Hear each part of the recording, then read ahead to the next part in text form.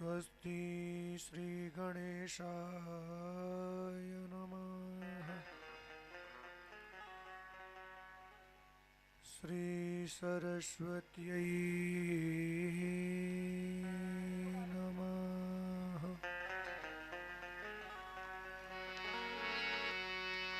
श्री राधा कृष्ण चरण कमलेभ्यो नमः।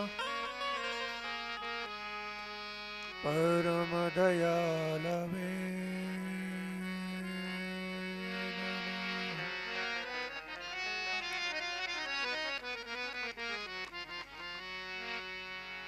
परम कृपालवे नमः।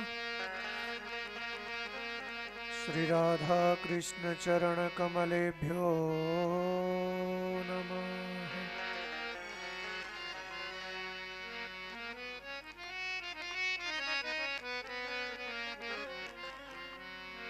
गणनाथ सरस्वती रवि शुक्र बृहस्पति पंचैतान् संस्मरे नित्यम् वेदवाणीं प्रवर्तये।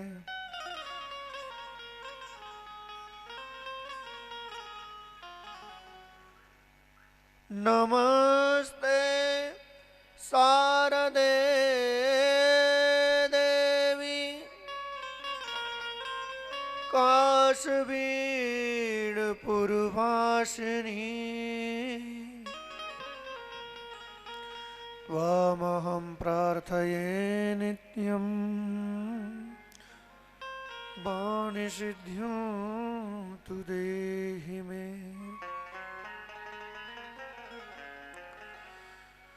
ध्येयं सदा सवितृमण्डलमध्यवर्ती नारायणा सरसिजासनसन्नविष्ट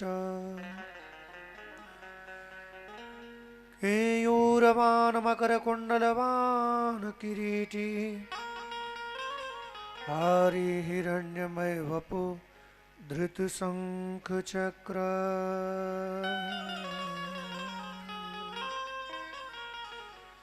धृतशङ्खचक्र।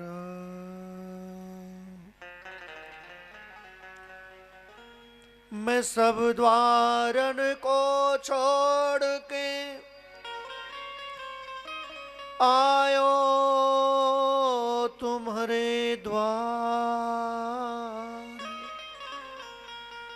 हे वृषभान की लाडली निक मेरी ओर निहार।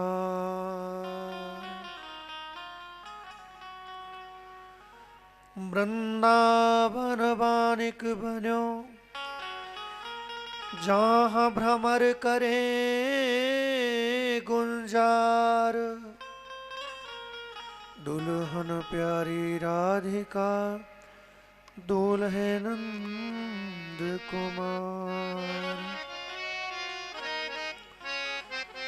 गुरुर्ब्रह्मा गुरुर्विष्णु गुरुर्देव महेश्वर गुरुर्साक्षात् परब्रह्म तस्मै श्री गुरुवे नमः। तस्मै श्री गुरुवे नमः। तस्मै श्री गुरुवे नमः।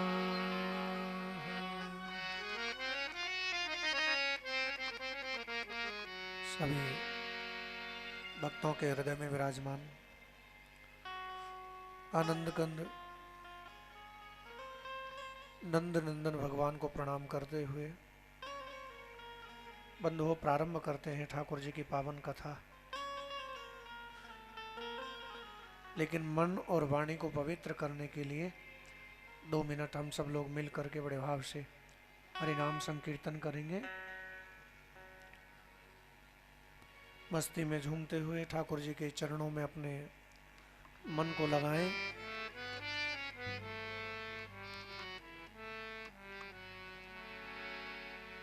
मेरो राधा बल्लभ लाल,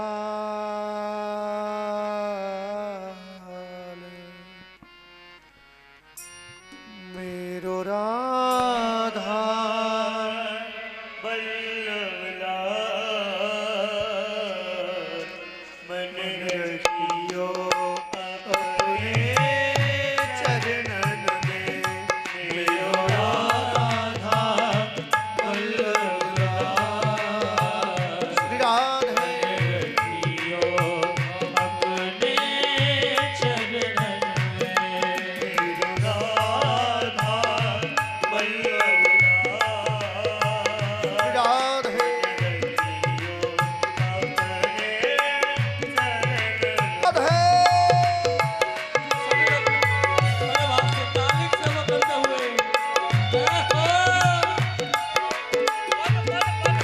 श्री राधे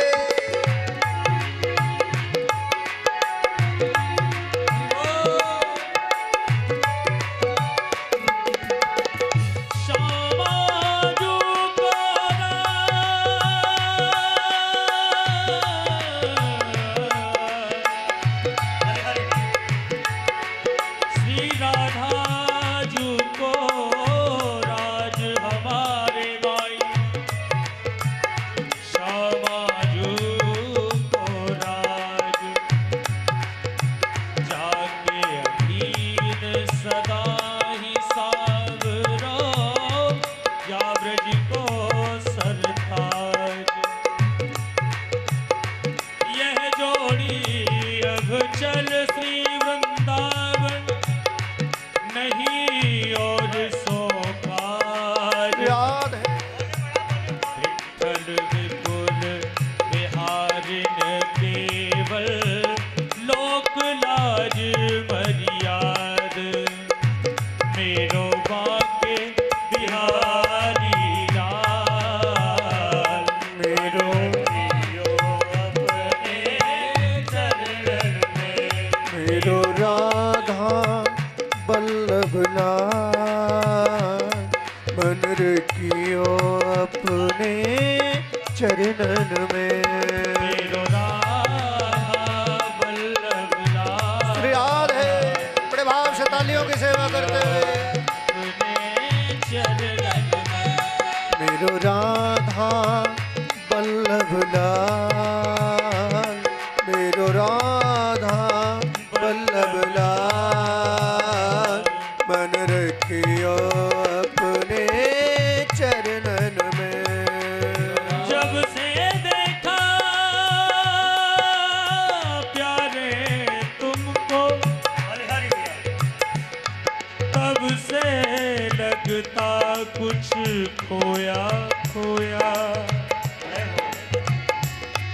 बेचैन हूँ चैन नहीं आता, आई नींद नहीं मैं सोया। ये दर्द तुम्हारा लगाया हुआ, तेरी याद में रो रो के मुख धोया। राधा रसिक बिहारी तू न रुला, दुनिया के लिए ही बहुत मैं रोया। मेरो राधा बल्लभ लाल, मन रखियो अपने चरणन में। मेरो राधा बल्लभ लाल, मन रखियो अपने चरणन में। मेरो राधा हरि बल्लभ बोल। लाल, मन रखियो अपने चरणन में। मेरो राधा बल्लभ लाल, श्री राधे बड़े भाव से तालियों की सेवा करते हुए। अपने चरणन में। मेरो राधा बल्लभ लाल, मेरो राधा बल्लभ लाल, मन रखियो अपने चरणन में। मन रखियो अपने चरणन में। मन रखियो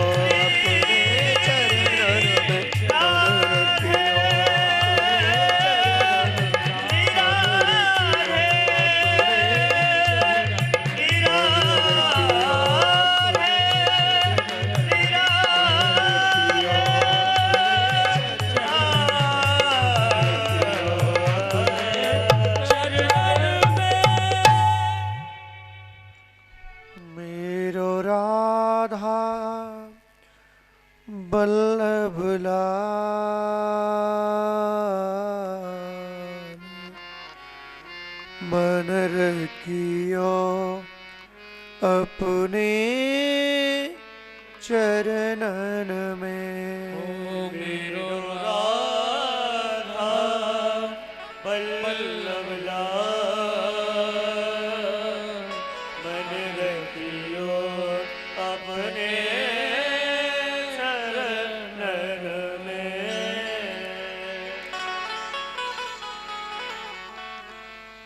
बोलो बांके बिहारी लाल की जय, राधा वल्लभ लाल की जय।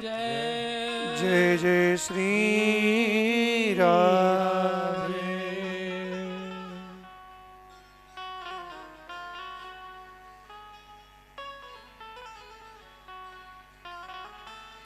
सभी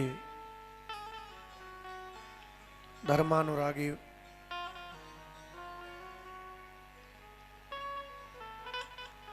भक्तजनों के हृदय में विराजमान आनंद कंद भगवान को प्रणाम करते हुए आप सबको जय श्री कृष्णा, जय श्री राधे। बंधुओं, पुनः एक बार चलते हैं उसी चर्चा में। दुनियादारी की चर्चाओं से थोड़ा दूर होकर के ठाकुर जी की कथाओं की चर्चा करते हैं। ये मानव देह बार बार नहीं मिलता है, और अगर मिल जाए तो बंधुओं, हम लोगों के पास में वो एक मौका उपस्थित हुआ है कि अपनी जन्म जन्म की बिगड़ी को हम संवार लें। तेरी बिगड़ी बना देगी चरण रज राधा रानी की। तो ठाकुर के चरणों की रज, राधा रानी के चरणों की रज अगर मिल जाए तो जन्म जन्म की बिगड़ी संवर जाती है। बंधुओं, ये भागवत ग्रंथ राधा रानी की चरण उपलब्ध कराने में बड़ा उपयोगी ग्रंथ है। बड़े सुंदर सुंदर इसके अंदर रास्ते हैं जो बताते हैं कि हमें कैसे जीवन जीना चाहिए, कैसे हम उस ईश्वर को प्राप्त कर सकते हैं। बंधुओं, संसार में आए हैं, रहना पड़ेगा क्योंकि आए हैं, और ये दुनियादारी के काम भी राधे राधे करने ही पड़ेंगे।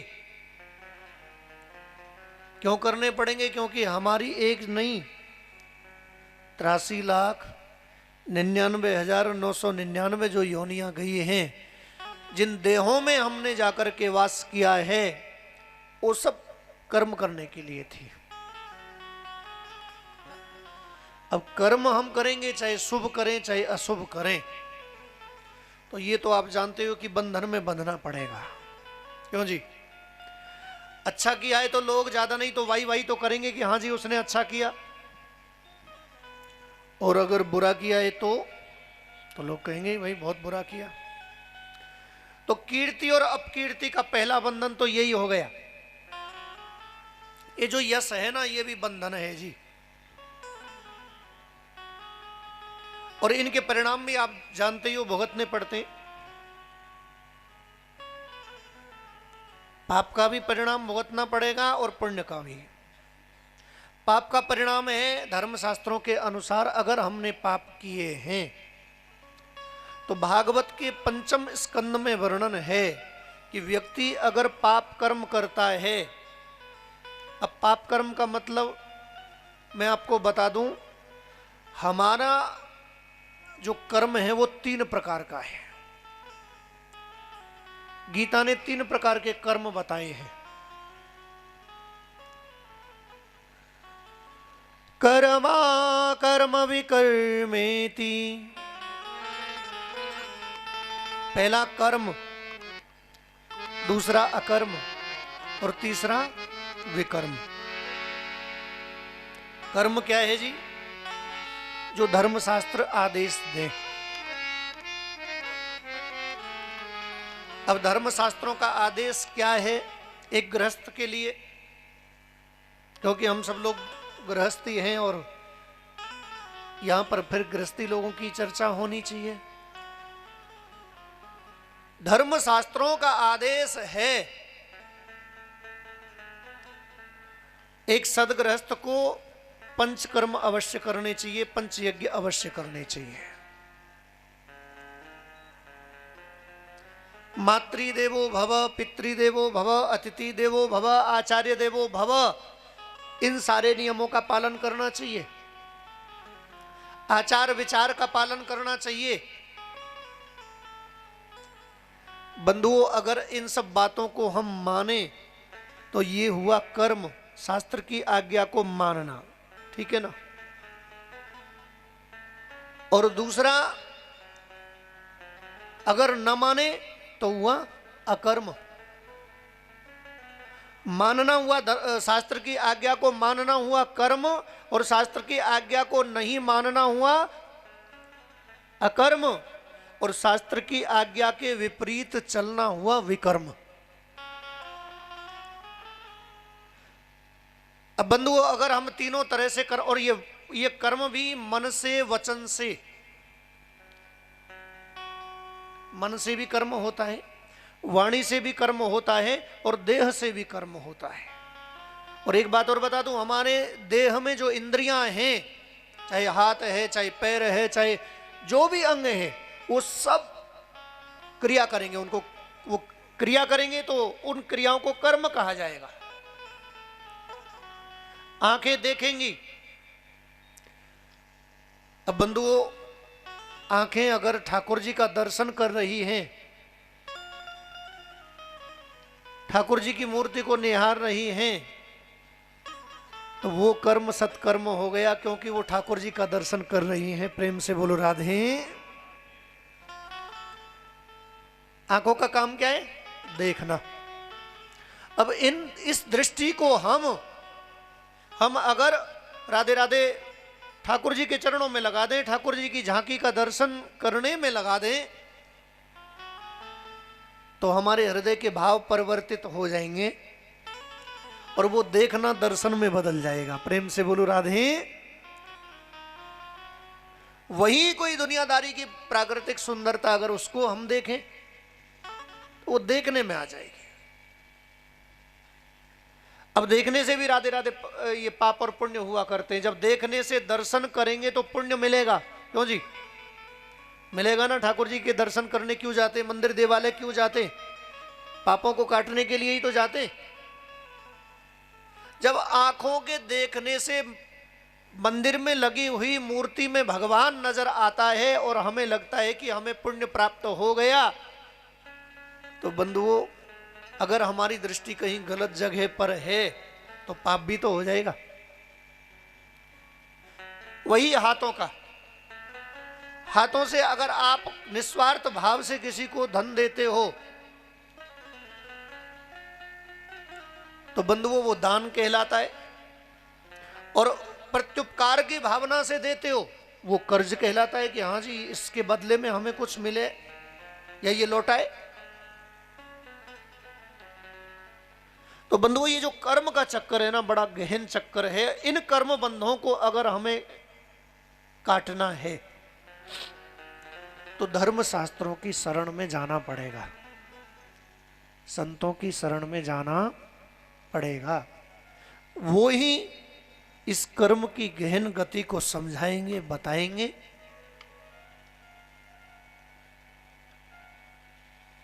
अगर हमें कर्म भी करना पड़े तो वो बताएंगे हमें कि कर्म कैसे करना चाहिए। कर्म करते करते हम लोग कैसे भगवत प्राप्ति कर लें। कर्म करने से हम नहीं रुक सकते, क्योंकि हमारा स्वभाव है, जन्म जन्मांतर से करते चले आ रहे हैं ना। अब नहीं रुक सकते, कर्म भी करना जरूरी है, तो फिर ऐसे कौन से कर्म किए जाएं कि दुनियादारी के कर्मों में लगे भी रहें और ईश्वर की प्राप्ति भी हो जाए। बंधुओं ये संसार बुरा नहीं है, इस संसार में आना बुरा नहीं है, ये मानव देह बुरा नहीं है। ये बुरा कब हो जाता है? जब हमारा नजरिया बुरा हो जाता है तो ये बुरा हो जाता है। प्रेम से बोलो राधे। नहीं तो देखो कितना सुंदर हमें देह दिया है, हाथ दिए, एक उंगली भी कम हो जाए कितनो बुरो लगे ये शरीर, क्यों जी? एक वो बढ़ जाए तो कितनो बढ़िया लगे हैं। ये आंख एकदम फ्रंट पे देख रही है, नेकू आगे पीछे है जाए तो कितनो बढ़िया लगे आदमी। प्रेम से बोलो राधे। नहीं, और उसके बावजूद भी हम राधे राधे से बेकार बताएं? नहीं, बेकार नहीं है। इस मानव देह को प्राप्त करने के बाद में सुंदर मिल जाए तो बढ़िया ही बात है। नहीं तो बंधुओं कई बार सुंदर देह वाले भी अपने आप के लिए नहीं सोच पाते कि मैं कौन हूं, कहां से आया हूं, क्या मुझे करना है। वो सुंदरता में ही डूबे रह जाते हैं। और कई बार ये सुंदरता आप जानते हो कि बड़ी बड़ी कठिनाइयां पैदा कर दिया करती है।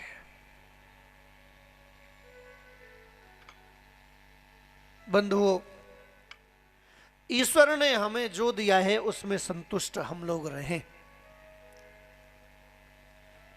उसका धन्यवाद बोले।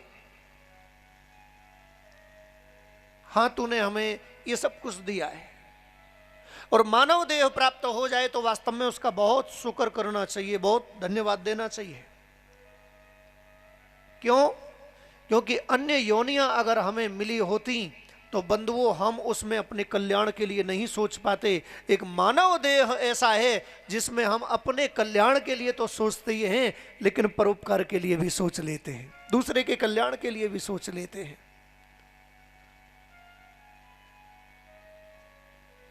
और अपने लिए अगर कोई जिए तो भैया वो जीवे में जीव होना है।